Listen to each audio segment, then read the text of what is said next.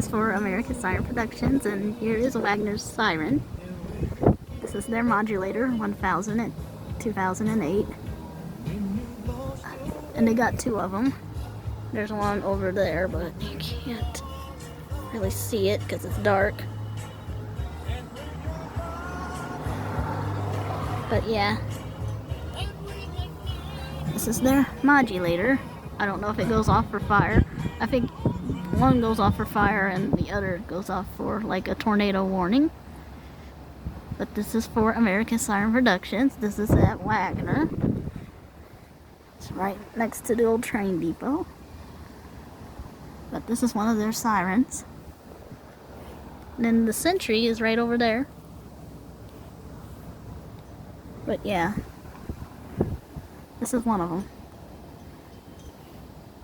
Alright, you get it? Yeah.